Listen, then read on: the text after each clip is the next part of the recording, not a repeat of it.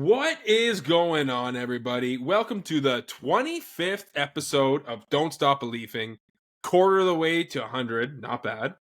I am your host, Nolan Drinkwalter, and this is my boy, the other co-host, Jack Prinz, king of, well, just being Jack this week. How's it going, buddy? We're too tired to think of anything else. Not too tired. I just don't know what you did this week yet, brother. Yeah, I was hoping you'd keep your rehearsals, so while we're loading this podcast and about to hit start, Nolan usually goes, unique New York, Barack, Barack Obama, or red leather, yellow leather, red leather, yellow leather. Yeah. Just to make sure he's on point, you know? And was I? Yeah, you're always good at it. Right on point. It's tough to do. Like, if you say it for the first time, we've had a lot of practice because from our movie that we love, Fired Up. So we said it a lot, but at the beginning when we first started saying it, it's tough to say. But it really gets your vocals clear. No, but I mean my opening little monologue, the intro.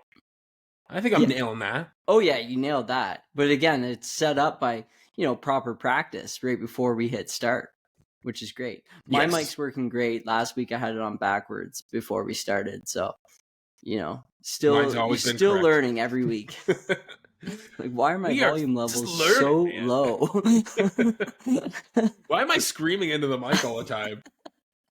So I'm all good, and I was at a hockey tournament this whole week. Another tournament that I was organizing, so I was busy I was up at 5:30 every day, getting there around 6. So is this your last one? It's the last one, yeah. Nice. And then long days, like yesterday I was there till 8 o'clock. At night. Yeah, so nice 6 to 8 day. That's a long day. So yeah, I'm pretty tired, but just gonna rhyme this thing off. I'm all ready. I'm all prepped for this one. I did my homework. I got some notes on my own to bring to the table. No way. So it should be good. What have you been up to, man? Because I feel like I haven't talked to you in ages. I know it's been a full week, dude. It was a girlfriend's birthday this weekend, so we went out to dinner with all of our friends, and then they all came back and checked out the new house. When was the birthday? Did you not text her? Doing it now. Yesterday. Am I saying belated? It was yesterday. Or okay. Yeah, you are. Okay. It's been a busy weekend, man. Yeah, man. I've been going to bed at like 8:30, 9 o'clock. So is that why all day she's like, "Fuck Jack"? That must have been why. Is that what she's been saying? No, yeah, that's what she says the whole time. Oh god. But yeah, and then we had a do nothing day yesterday, and we watched rom-coms and hung out. That's what she wanted to do. I got her a cake from a really nice bakery, so she enjoyed that, and I bought her a romantic comedy board game where you play it, and it's supposed to be simulate a romantic comedy movie. So we'll see how that goes. A board game that simulates a romantic comedy? Yeah. That's really cool, actually. I wouldn't mind playing that. Yeah, it's called Fog of Love, if you want to look it up. Is it like a 2-person game? Like, can I come play with you? Yeah. I think there's room for third wheels in the game. Yeah, cool. I'll block love triangles and whatnot. Because those are all over in the rom-com, so it has to be in the game. Nice. Yeah, well, like, there's always that wingman, right? It's like, oh, man. That's crazy. The funny but not as good-looking guy? Yeah. Which one is that of the two of us? Integral point to the storytelling. Yeah, you're the one driving me to the airport to go get Yeah, it. Exactly. Shit hits the fan at some point. I'm your guy. And you gotta tell me how it is. Yeah, and I'm gonna be like, what are you doing, man? You love her. You're right, I do. Like, this is the first time I've seen you happy in a long time. I never thought of it like that. And then all of a sudden you have that epiphany, and then it's like, well, man, she's catching a flight right now. And I'm like, well, good thing I got a key to a car, and we're going to get there. I'm like, oh, no, but my car's in the shop. And I'm like, I have mine. And I drive it right onto the tarmac. Block the plane out as it's going full flight. And you get arrested, not me. I get arrested, but I'd take that bullet for you, man, because I'm a good friend. That's good to know. Is that in the game? Yes. This is actually the only plot line. That's a good game, you only get one chance. Yeah. But to be real, man, I would help you bury a dead body if you ever needed that. Here to hear first. I would too, actually. Good to know. No questions asked. No questions asked. Yeah. Maybe we've already done it. What? What? What? Wait, that was another friend. Sorry. That was another board game I was playing. Great, that's enough stupid. Let's get into the hockey. The big story of the week. Leafs go 3-1 after 2 terrible weeks, beating some big teams that they needed to beat to show that they can get to that next level. Colorado, they beat them 2-1, tight game. Leafs looked amazing defensively, I thought. They gave up nothing 5-on-5. Either did the other team, and I thought it was tight. A couple things I didn't like were is in the neutral zone. I think they need to start tightening that up because they're giving up way too much space, and the teams just seem to be flying into their zone very easily. And their breakouts, the first pass from the defense has been terrible, and then they just can't seem to get anything going other than dumping and chasing instead of gaining entry to the zone and being able to set up that way. I didn't like that in that game, but they won it. Big win. I think defense was a big part of that. And that first line, Matthews, Marner, Nyes, shut down the McKinnon line. And so did McCabe and Tanev. Love that. Do you want me to get your input now, or do you want me to keep going? You can keep going if you want. All right, because next they beat New York Rangers. Big 4-3 win. I don't like how they almost let them come back. These Leafs are having trouble with that lately. I do not like this at all. It makes me nervous. I'm getting nervous again in these games. Not a good sign. And then they beat the wheels off Calgary first game this week in a 6-2 win where I loved it because they needed a statement game like that to start the week to show that they are in a different echelon than a team that is just on the bubble of the playoffs. And I thought they put their foot to their neck and destroyed them. So we have a statement game against Calgary, a statement game against Colorado showing that you can beat a Stanley Cup team. And I think a statement game against New York, who is playing their hardest right now. And then the Nashville, that could be a statement just in the wrong fucking direction. So yeah, that's the big story, I thought, this week being like winning against these teams and then losing against someone like Nashville. That's a good Sparks Notes summary of the week. I like that. I'm going to get deeper into it, but yeah, what do you think? I'm going to go back to last week's pod where we're sitting here and we're worrying about even first place wasn't even the question. We're worrying, is our team even okay to make third or fourth here? Mm-hmm. And again, we delivered a message of hope, said that was just a blip week. We're good. They'll come back. I said that. I said, this is just a blip. This is too good of a team not to come back. Yeah. And within 2 games, we were in first. Yeah. Just like that. And they made a statement game, like you said, right off the bat, start of the week, to put all those rumors to bed about questions or anything like that about this team. They said they knew they had to play a big game against Calgary. They like playing against Calgary, and they came out with a big game in their St. Pat's jerseys, which always looks sweet. Oh my God. The green against the red, man. Yeah, so good, right? Yeah. And so, yeah, they came out big in that game. A lot of good highlights from that game. I think that was just a start to finish strong game for them, which was good and needed. And then they followed up with a win against Colorado and back-to-back. Right? Yeah, the back-to-back was Colorado and New York. Oh, okay. So, yeah. So still won the back-to-backs. Still, though, like, the game was Monday. You're playing a back-to-back Wednesday. So you got a travel day in there.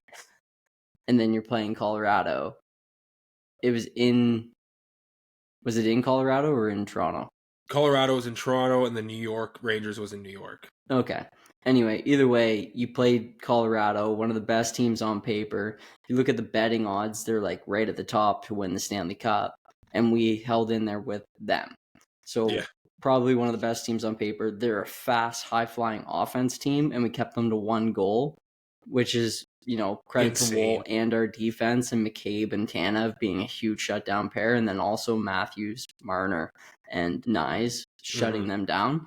So that is showing great hope for the playoffs, because if we can shut down that line, we can shut down any line. Oh yeah. In a 7-game series, that's amazing. And not only that, they were producing. They were all over the place, that line this week. They were our best line, which is what you want out of your first line. You want them to you want them to be so huge bounce back week for those boys as well on the top 3 there. And then we roll into New York. Another good game, I thought. Like you said, maybe getting a little too close for our liking at the end, but and then the Nashville game. Honestly, it's your 4th game in 5-6 days. That's rough. Like, that's tough. 4 games in 1 week is a lot. Mm-hmm. What makes me frustrated? The only thing that makes me frustrated about that, though, is how good they looked in that first period. They look so good, but again, things get to you over time because it's your 4th game. By the 3rd period, you're probably showing a little bit of fatigue, whatever, and that's what happened. Like, they didn't have much left in the tank. I thought the effort level was still pretty good, considering it was their 4th game in 6 days or 5 nights. 6 nights, yeah. Yeah, well, 6 days, 5 nights. Yeah. So, you got to give them a hand, and I'm giving them a little bit of an excuse in the Nashville game. I thought Wall played amazing this whole week, and Stolarz did great as well in his game. So none of the goals were really their fault. But yeah, great bounce back week by them, and it's 3-1. Yeah. What can you ask? Like, that's a great bounce back. But it's crazy how many people come out of the woodwork after the Nashville game being, this team doesn't have it. They don't have that dog in them. Can't even beat Nashville. It's like, holy guys. You think they've just got to win every game? Like, I'll take a 3-1 week. I'll take a 3-1 week all the time, and we're not going to win every game. The NHL's too hard for that. Yeah. And you beat 3 potential playoff teams and then lose just to a bad one. I'm okay with that. But say they lost to New York and then won on Saturday against Nashville, everyone would be happy right now. Nobody would say anything. It's just like whatever the last Leaf game was, that's the narrative until the next one's played. Oh, yeah. Friday morning, they would have been so mad about the New York game.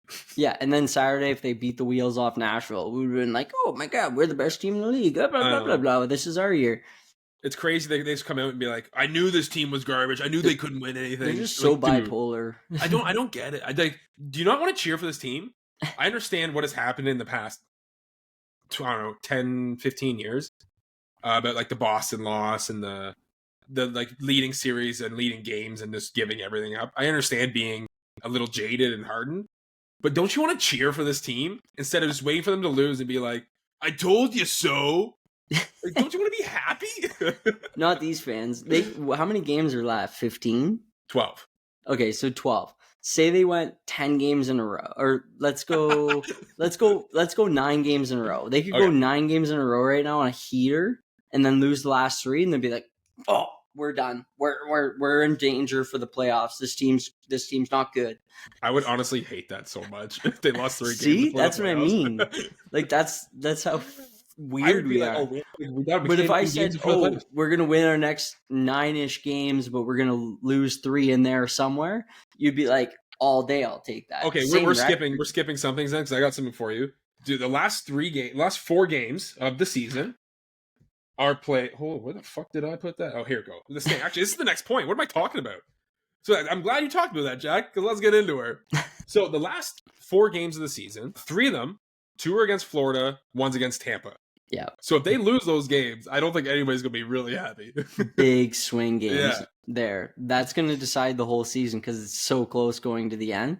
That's literally going to decide who is where in the standings, who gets first. There could be a swing from 3rd to 1st in those games. Yeah, from home ice advantage playing a wild card to no home ice advantage and playing friggin' Tampa or Florida. Yeah. Like the fuck. Yeah, it's gonna be wild at the end. We're in for a good show. Oh, it's tight. Florida and Toronto are tied right now with 87 points. Those are gonna be playoff atmosphere games too. They have to be, man.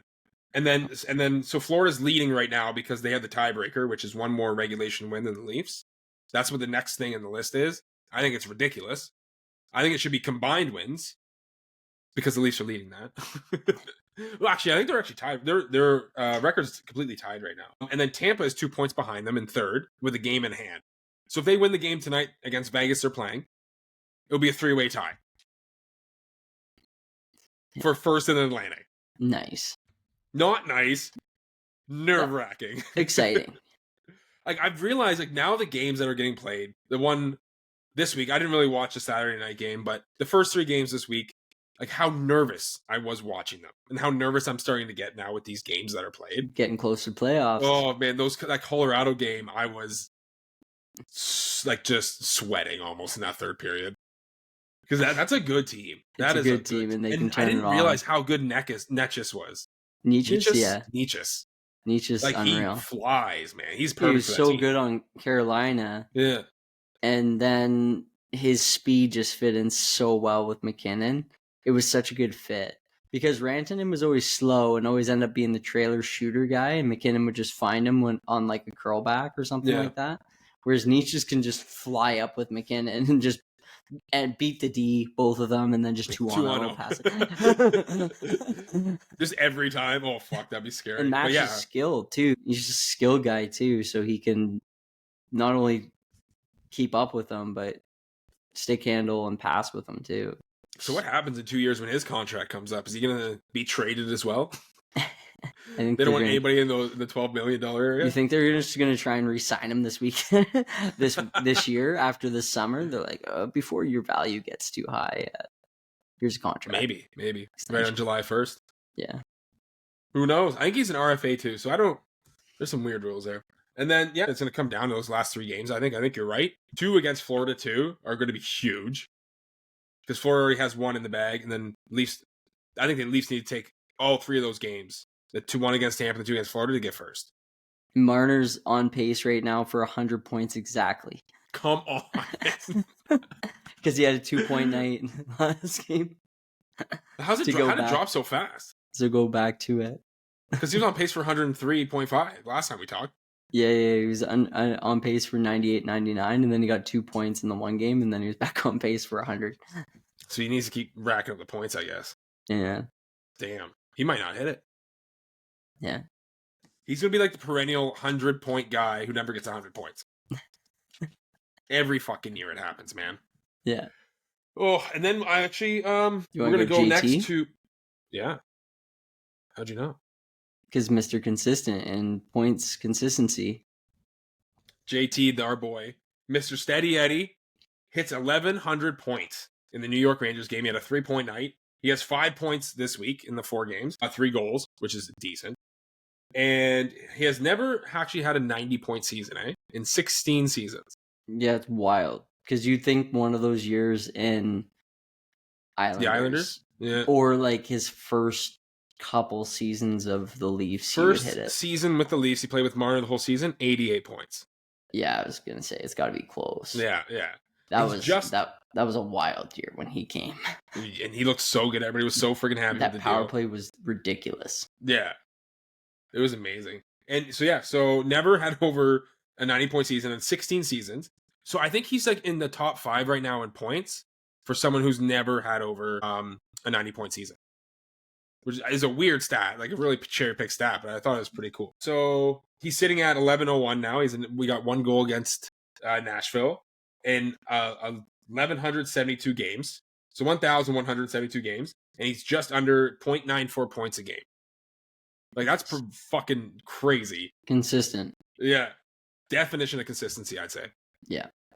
Beautiful. And Nylander's first Swede to hit 600 points in the fewest games. Whoa. Yeah. And he beat them by a good chunk of games, like 40 or 50. Who would be the next Swede? I forget what the list was. Sedins? Naslund? Yeah, but they obviously got a lot more points, but he's like the fastest to reach it. That's amazing. Which is pretty cool. Right, he might be a Hall. There's again 3 of them are going to be Hall of Famers. So yeah, way to write down that stat, Jack. Yeah, well, I just kind of caught it during the game, and then you're talking about Tavares reminded me of that game because there was a bunch of milestones in that one game. Yeah, and also Tavares was sniping. Oh, against New York! Oh my god! In all those games, goals, even like, Nashville, that was a snipe. Oh yeah, I know, but those goals in New York, I feel so bad for Shesterkin, man. Yeah, he has nobody to nobody helps him out. The team's not good. None of those goals were even close to his terrible. fault. Yeah. Their defense is horrible. They traded away all their defensemen.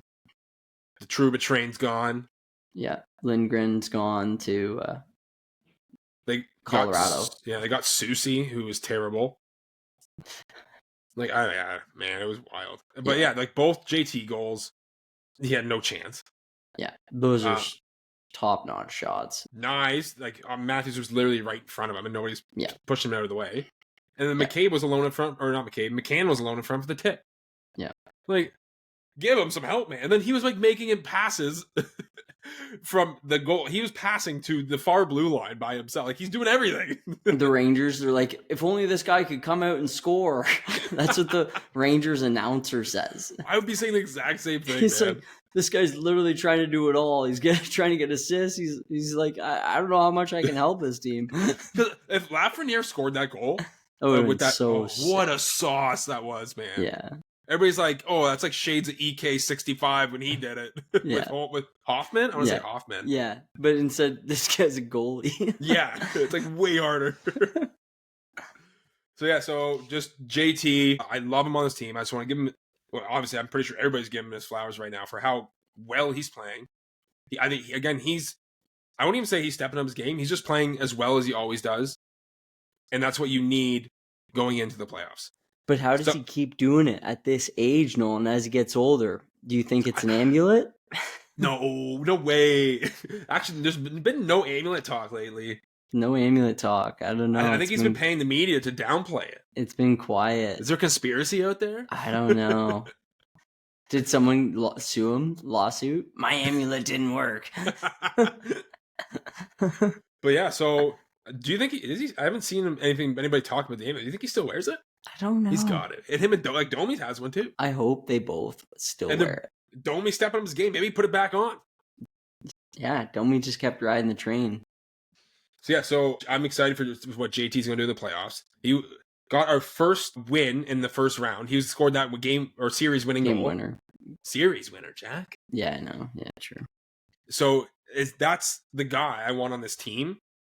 And I know everybody's like, oh, he's slowing down. Give him a cheap contract next year.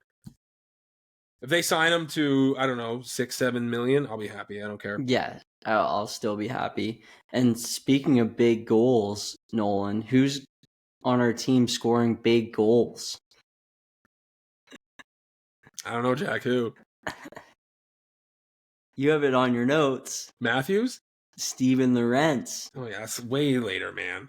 What? That's a perfect segue, though, Nolan. God, stop ruining it. Man. So another guy I want to talk about this week was Steven Lorentz. I got some pretty cool stats here for him. But do you want to start with the goal he scored? Is that your goal of the week? No. No? Wow. It was a snipe. But Lorentz this year has 6 goals, right? 6 goals this year. Half of them, 3 of them, are game-winning goals. Yeah. This guy comes up in the clutch. Yeah. So I remember correctly, it was this one. Was it against New Jersey where he had that move? With the one hand, he pulled it around the guy. Oh my gosh, yeah. And that was one of them. Another snipe cheese. This just wild goal that you didn't expect from him. That was a game-winning goal. Yeah. I definitely don't know the third one. No, sorry, that was the Islanders. That was New York Islanders. It was in the beginning of January. So he has 3 game-winning goals out of 6 goals he scored all season. Mm-hmm. One of which came in the Colorado game, where we probably have to talk about this. Let's just talk about that goal for now. The ref was trying to get out of the way of the puck after Benoit iced it on the penalty kill. And I want to say he toe-picked. A lot of people said he dove. I'm pretty sure he just fell. No, he just toe-picked. Poor guy. And this guy, say something good about him. Kelly Sutherland, right? Yeah. Is his name. He is one of the most decorated referees in our game. Yeah, one of the best. I think he has over 1,600 games or something crazy like that. Yeah, it's ridiculous. So you're going to have gaffes every now and then.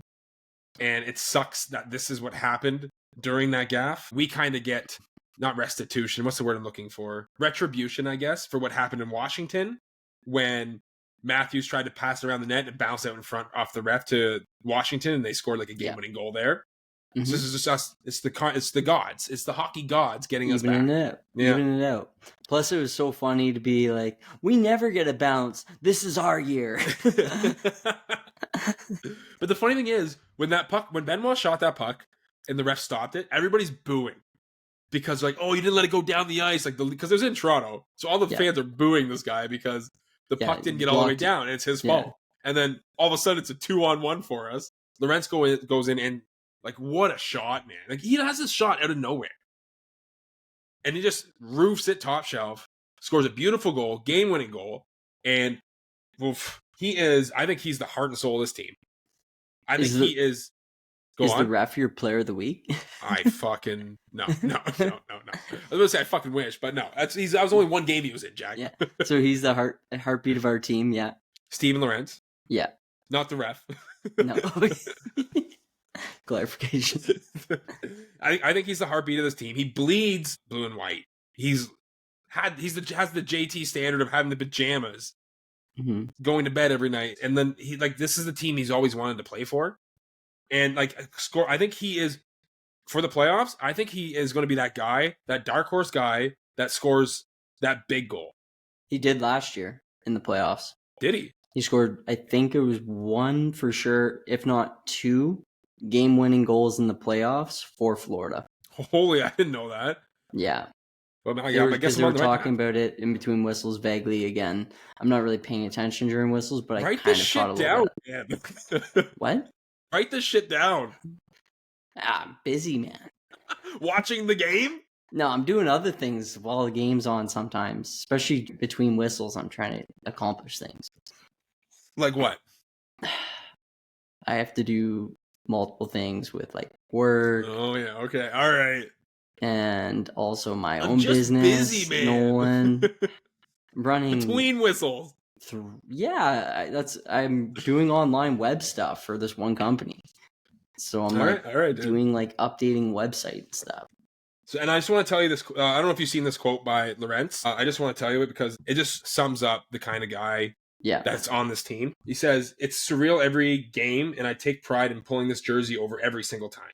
Scoring a goal like that tonight, you think about being a little kid and jumping into the glass. I love doing what I do." Oh. What a good quote. Yeah, man. You feel it.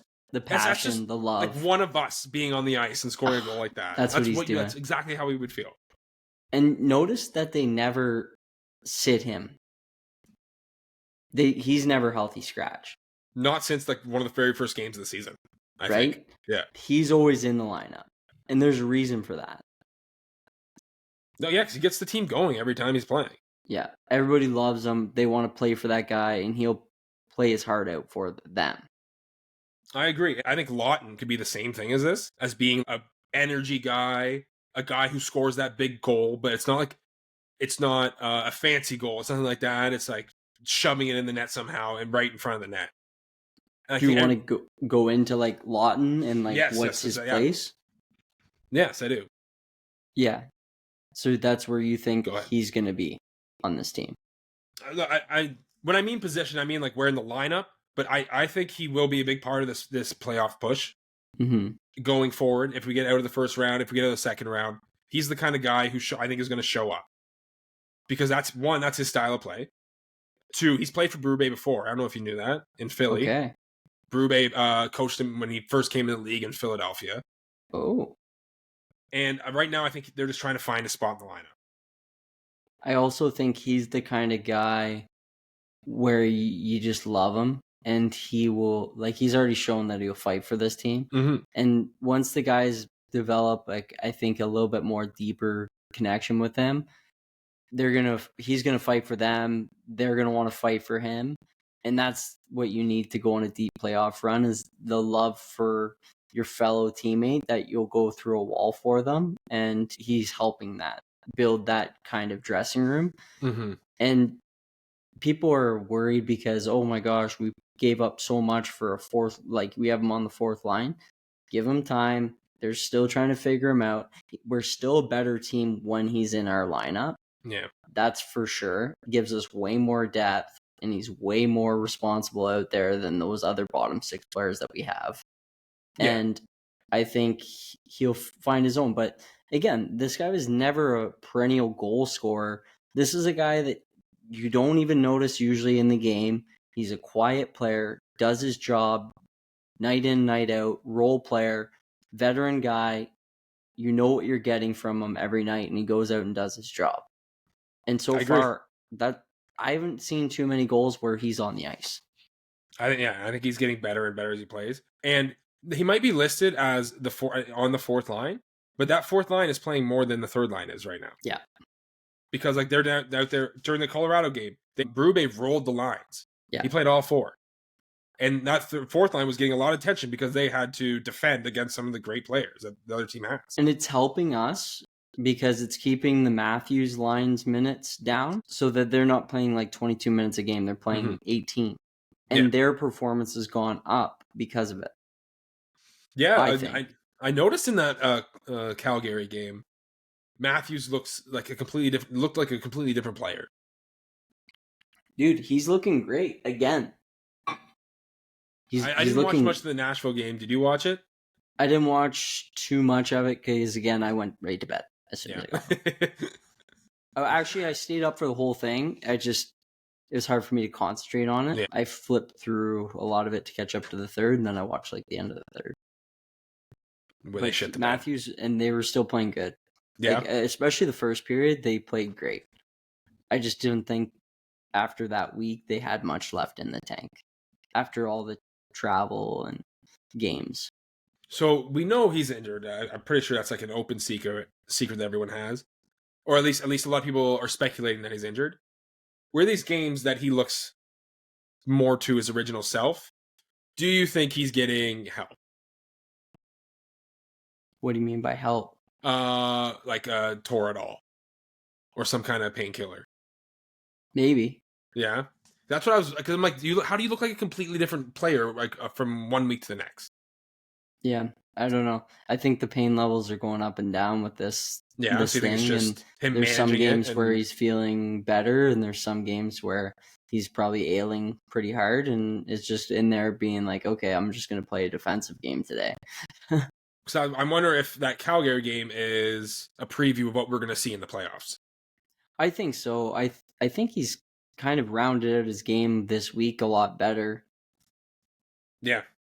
So the Calgary game, that goal, both goals. Actually, I don't know. That second goal was more swiping at the puck. Still went in though. First one goal. Completely sniped. And like out of his shooting comfort, like that wasn't in his comfort zone for getting a shot. He true. He changed and had to reach back and get that, and still to get that much strength on it is impressive. True. That first goal, complete snipe. Yeah, and that's my goal of the week.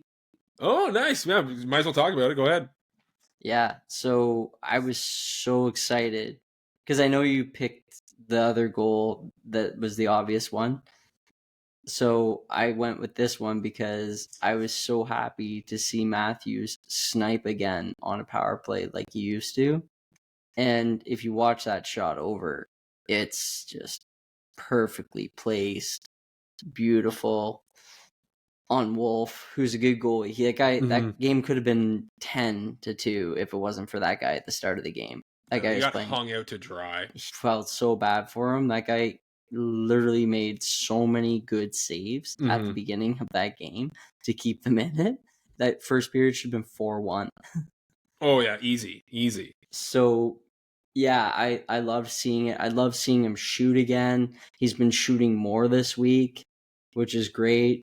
But yeah, I love that goal. I love watching it over and over because if you score that goal, I'd be like, everyone would be so fired up. If I scored that goal, you'd be thinking about it all night. And that was the best shot I've ever had in my life. Yeah, it's just a perfectly placed wrist shot.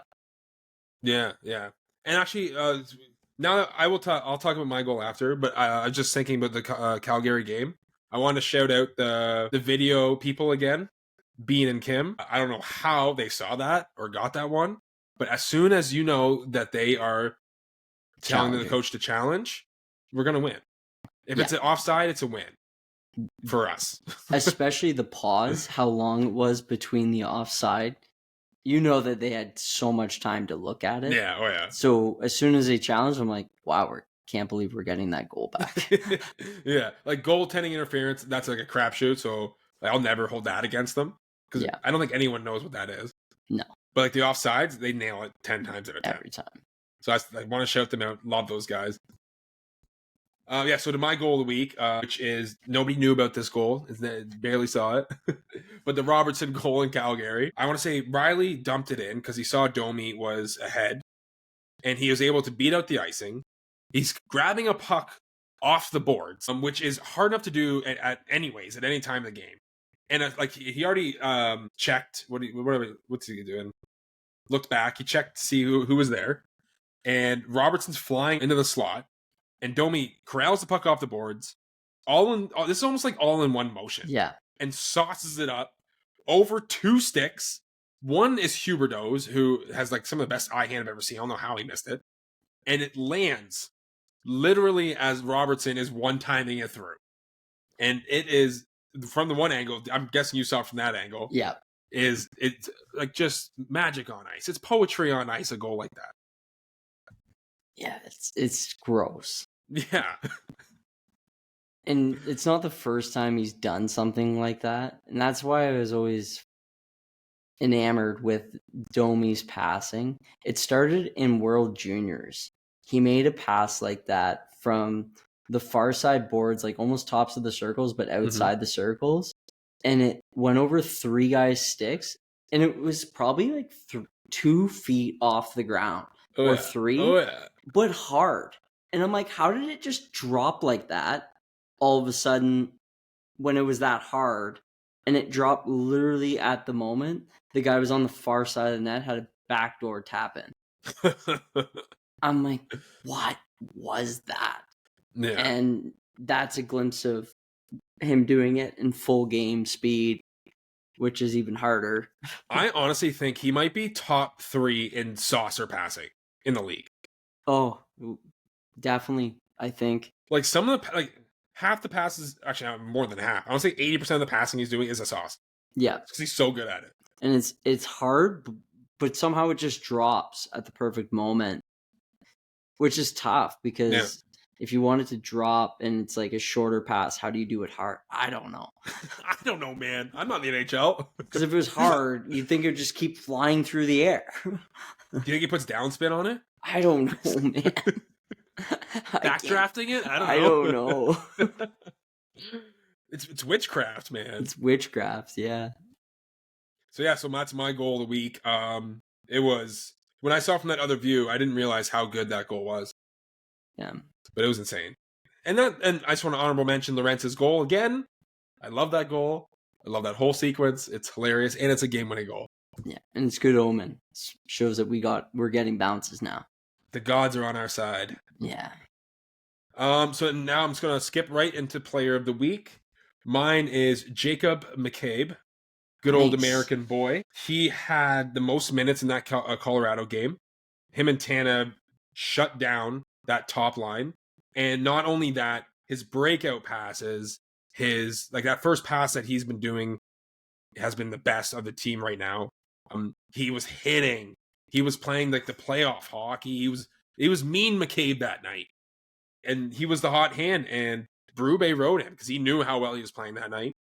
And not only that, and then he shows his offensive skill in the New York Rangers game. Has 3 apples that night. Again, looks amazing. I think he hit a post that game too. He was just firing me up. And then honestly, he's so close to being a number 1 D man almost. Like he's like a 1B. Yeah. Even that's how well he's playing. Even the Colorado game, he made that nice cut in move, went to the backhand. Against Makar. Again, yeah. And I was like, what? And the answer like, I guess Makar just wasn't expecting it because it was McCabe coming in and you're not expecting him to do that move. I'm like, yeah, that was sweet. And then he hit a post later. So that was that game he hit the post, yeah. Yeah. He was on fire that game, man. Yeah. And yeah, so he shut down like literally, I guess probably the best player in the league right now in McKinnon. Yeah, and you look at on that a couple line. plays. Like I saw like the stick work that game between him and Tanev was some of the best stick work defensively that at least have done all season. Yeah, and you're looking at 3 out of that 5 was the top players on our Four Nations team. McCarr, McKinnon. Who are you talking about? And Taze. Oh, shit. Yeah, Taze, yeah. And they were beating the best players in the world in that tournament, the three of them. Yeah. And it's pretty impressive. Yeah, I was really impressed. Yeah, so you moved the puck well. 3 assists in that game, in the New York Rangers game. Yeah, and so he's my player of the week. He's just becoming a different beast this year, I think. Yeah. And showing himself as the best defenseman on the Leafs. And it's exciting because these guys aren't going full bore playoff mode. These are the kind of guys in the playoffs that play even harder because they know there's nothing left to keep in the tank, so they just let it all out every game. And they get that much harder and nastier to play against. Mm-hmm. And we're slowly building that in the lineup. Like with, I'm going to say, like Domi, he's building up to that. Jake McCabe is a player that you want for the playoffs. Someone like Lawton, I think, is going to be that in the playoffs. This is our first playoffs with Tanev. Yeah, I'm sorry, and Tanev as well, yeah. So think about that. I know. That's going to be our top difference. Yeah. In playoffs when it gets that tight. Yeah, we're slowly building a team around the core four now that's built for the playoffs. Yeah, and that's this will be the first time that I see this team as, they're built for the playoffs, like you said. So I'm excited to see what they actually do in the playoffs because these are guys that step up their game in the playoffs. So I'm excited because they get that much nastier, that much meaner. You have to play against them every night, and they do not hold back. Yeah, and we already know Willie steps up in the playoffs. Yeah, we know Nyes is going to step up in the playoffs, and McCabe did last year. He's nasty to play against. And now we're going to have McMahon for the first time in the playoffs. Yeah. So I think people can be down on this team all they want. I think there's going to be a difference this year. We're tied for first in the Atlantic. Yeah. We show that we can be as good as these other teams with the best in the NHL. Yeah. Yeah. So I honestly think we're top 5 for winning the Stanley Cup this year. Yeah, definitely. And we might play another top 5 team in the first round, which is shit. So yeah, and sorry, your player of the week. Yeah, so I was torn between Austin Matthews and Wall. Austin Matthews. Yeah, because it's just so nice to see Austin playing the way he can. And we know he can, and that fired me up because I was also winning on Tim's things because I was like, he's in a tear right now. I'm gonna just keep betting on him, and he kept winning for me, so that was nice. So really like Austin for that. So I kind of want to give it to him, but I think Joseph Wall also played unbelievable in all his games. I don't think any goals were really his fault. So even the 4 in Nashville. In the 4 in Nashville, we watch all the goals. None of them are his fault. Wow. And he made a couple, he made the saves in that game to keep us in that game. Well, yeah. There was one on O'Reilly, came in front. That was absolutely robbed. That should have been a goal on any other goalie. So he made saves to keep us in that game. So I want to shout out Joseph Wall. Got also honorable mentions to Domi, JT, and McMahon, because obviously JT with all those goals this week and just being... He's in my honorable mention as well. He was also 15 wins and 4 losses or 5 losses in the face-off against shit. Nashville against Ryan O'Reilly. Yeah, what? Yeah. To be fair, that's the only centerman they have. The rest are garbage. Yeah, but still, that's crazy numbers in the face-off circle. Yeah. So, and also the Leafs, shout out to the Leafs, they're leading the NHL in face-off percentage. Well, Matthews is high this year too. Yeah. And then Camp's always a good face-off guy. So really, I don't know how good Domi is, but that's the only other one. Yeah, so shout out to the Leafs for killing that. I want to transition to Leaf killers, Bunting and Bellows. When I saw that Kiefer Bellows scored, I'm like, you got to be kidding. A Marley scored against the Leafs now? Yeah, and sniped hard too. He has a wicked shot. That was awesome. I'm like, Bellows? Wait, he's playing in the NHL? Kiefer Bellows from the Marlies that I watched last year? Yeah. And I searched him.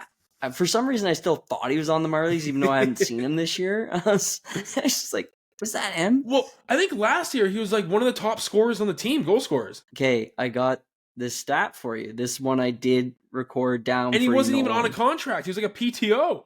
So he was a PTO last year, made the Marlies, signed a contract for the year. He notched 27 goals and 49 points through 52 games. So almost a point per game. Yeah. In the AHL. That's awesome. Yeah. And then he signed a 1-year, 2-way contract with Nashville Predators for the season. And they need all the players they can get right now. So yeah. He scores against, that's only his second goal of the year, by the way. I know. And looked so good doing it. Yeah, of course he did. It's the league. And of course, Bunting scored earlier in the game. I'm like, I don't know what it is about the Leafs, these Leaf killers that just come out and score. It's just ex-Leafs and stuff. It's so Bunting hadn't scored yet for Nashville since the trade. That was his first goal for Nashville. Come on. It's just, you can't write this stuff. It just happens. So it's pretty funny. And Naz did score against the Leafs, I think. Calgary. Oh, did he? Against when they played Calgary. That's funny. I met his brother this weekend. Also, want to shout out something I missed in last week's podcast about Utah. Mm-hmm. The Utah game.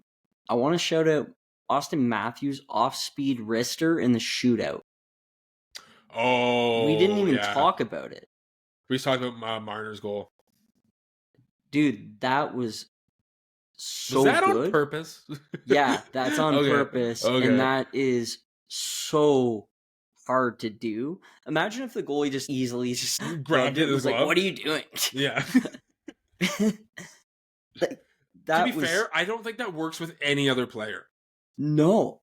That like the goalie just grabs it. It was just a change-up wrist shot out of nowhere, and I was like, did that just happen? That is absolutely sick. I know, it was filthy. I'm like, oh my gosh. Yeah. And then I meant to bring it up in the podcast last week. I had it in my head, and then as soon as the podcast was over, I was like, damn it. So I wrote it down so I didn't forget it. Finally, you're writing things down. Yeah. Oh, man. That was so gross. Like, oh. Anything else, Nolan? Yes, I do. I want to talk about Max Pacioretty.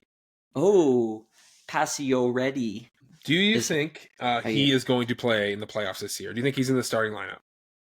Where's his injury update at? Apparently it's an undisclosed injury. It happened in practice, and he's on the LTIR. That's all I got for you. Classic. It happened early in March. I think it was like March 5th. Do you think they did it on purpose before the trade deadline? When was the trade deadline? March 9th. To save the 1.5, maybe? Because the team just fits in right now. We're pretty tight. Yeah. I think we have like $200,000 in cap space right now. So, Max, you're old, and everybody knows you're injured all the time. Yeah, so we're gonna injure you. This is actually why we got you. Nobody will suspect it because you're always injured. Little cap circumvention. So if he comes back, I think we fit him in the lineup but I don't think we play him every game. So are you putting him on that third line? And then coming in for like one game well rested and just playing well. Yeah. Do you think he comes in on that third line then? I think he comes in on the third line because he's just a steady veteran guy that doesn't make many mistakes. And I also could see him being a playoff guy. Like he made that one run with with Las Vegas his first year. Yeah. And then that one run with Montreal, I think in 2011. Yeah. Or somewhere around there when Carey Price took him to almost the promised land. On his back. Yeah. So he's had deep playoff runs. I think he's a guy who can find other gear as well. Yeah. And he's rested. Well, like you look at the games that he comes in and is rested, and he can play a phenomenal game and be a difference maker still. But then the other games he just fades to the back. No, yeah. And some crazy stats. He's the first Leafs goal this year in the season. He wears number 67. The last time the Leafs won the cup was 67. Oh, just a bunch of these Mythbusters. The 67 number keeps coming up, man. Voices. Numbers. Jackets. I do want to talk about the goalies. You already brought up Wall as playing well this week. This might bring you back down to earth. So the goalie stats this week. So Wall's last 5 games. This is including that Vegas game where he got lit. No, don't include the Vegas game, man. That's part of the last 5 games. Of this week. That's part of the. It's not part of this week. Saying the last 3 games is just weird. Yeah. I'm not even regarding this stat. Okay, fine. I do have this week's stats as well. Do this week's stat, thank you. He's a .927 save percentage. No.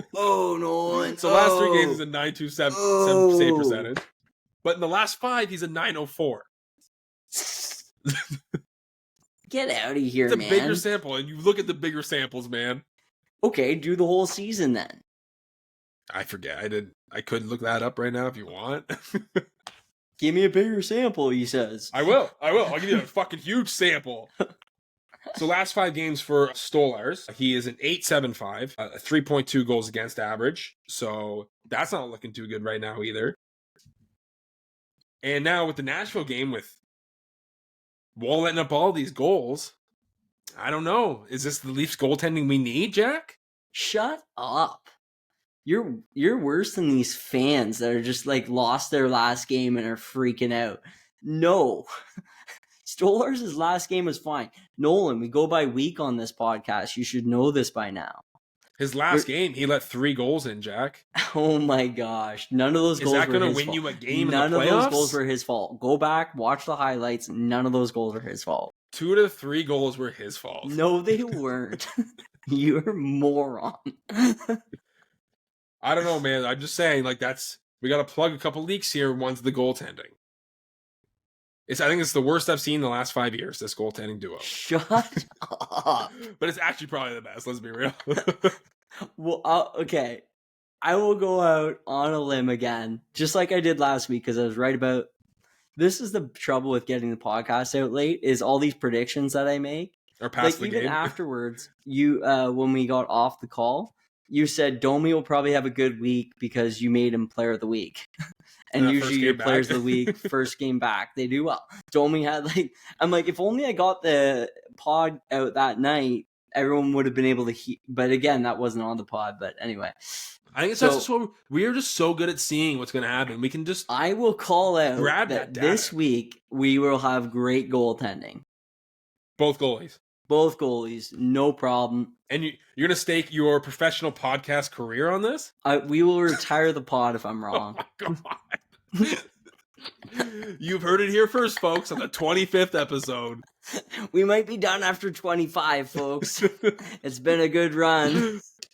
Well, that was fast. Okay, so Joseph Wall this season is a .907 save percentage, a 2.74 goals against average, with 1 shutout. Yeah. So with the Leafs, if you can let in less than 3 goals per game, our offense should be able to put 3 in. I don't know, it's 2.75, so you kind of round up to 3, Jack. We go to overtime, and our overtime record is great. And I also want to mention another record, Nolan. Bobby McMahon scored in New York. And that was an away game. In Calgary. That was a home game, wasn't it? It was a home game. Yeah. But that was an away game. And so guess what record's still intact? Didn't they lose in Ottawa? Stop saying that. That's not an away game. That's a home game. Man. He was confused. What jerseys were they wearing? Yeah, but he was confused because there was more Leaf fans than even in the Scotiabank Arena. So I'm disregarding that game. Well, I'm regarding that game. I'm regarding that game, and his record's broken. So the only way to fix that is to score 15 goals in the playoffs, Bobby McMahon. And then I'll take back the Ottawa game. Don't worry. Don't listen to him, Bobby McMahon. I'm still with you. Don't listen to him. All right, that's all I have for this week. I am excited. I'm still excited. I said this last week as well. Week to week, I don't care. Well, I do care how this team plays, obviously, because I'm going to talk about it on this podcast. I'm going to watch most of these games intently. And as I said, I'm getting nervous each game to game now with them winning because of how close it's getting to the playoffs and how hard my heart races when I'm watching these games. But I am so hopeful for this team this year. It feels different to me. And this is one of the best teams I've seen in the Matthews era. And I'm excited to watch them in the playoffs no matter who the fuck they're playing. I think they'll beat them. Jack, any last comments you want to say? Amen, brother. My God, I hate you. Well, if you joined us, or if you were with us this long to the end of this podcast, I want to thank you for listening. And I hope you guys are in this with us and you're not going to stop believing for these last 12 games in the playoffs. So for this week, I'm going to play hard and have fun. Hey, Nolan. Do you want to hang out Jack? this week? Do you want to hang out? Why? Why would I do that? Why would I put myself through that? Let's hang out. Okay, we'll hang out. Play hard, have fun.